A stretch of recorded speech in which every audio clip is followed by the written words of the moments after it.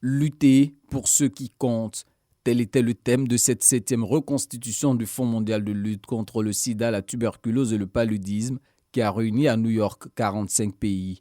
18 chefs d'État et de gouvernement ont pris part aux travaux dont l'objectif majeur était de mobiliser 18 milliards de dollars, soit plus de 12 000 milliards de francs CFA, montant qui devrait permettre de sauver 20 millions de vies et d'épargner 450 millions de nouvelles infections du sida, de la tuberculose et du paludisme sur la période 2024-2026.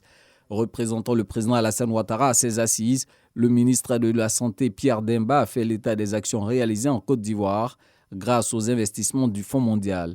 Dans le cadre du VIH-Sida, la prévalence de la population a été réduite, passant de 4,7% en 2005 à 1,9% en 2021. Les nouvelles infections ont baissé de 77% en 2010 et 2021 et les décès liés au VIH-Sida ont également baissé de 72% au cours de la même période. Pour ce qui concerne la tuberculose, l'incidence a également chuté ces dernières années en passant de 186 pour 100 000 habitants en 2011 à 135 pour 100 000 habitants en 2020. Le succès thérapeutique s'est amélioré et se situe à 86%. En plus de ces trois pathologies, ces financements ont aussi été dirigés vers le renforcement du système de santé en vue de sa résilience et contribuer à la lutte contre la COVID-19.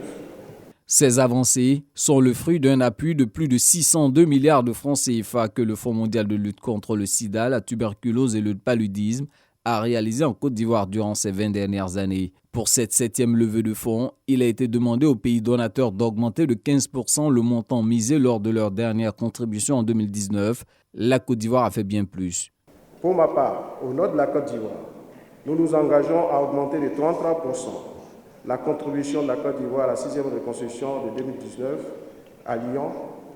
En effet, la Côte d'Ivoire donc fait un don de 2 millions de dollars américains pour cette 7e reconstruction. Au terme de la conférence des donateurs, le Fonds mondial de lutte contre le sida, la tuberculose et le paludisme a recueilli des promesses de dons totalisant 14,25 milliards de dollars, soit plus de 9 000 milliards de francs CFA.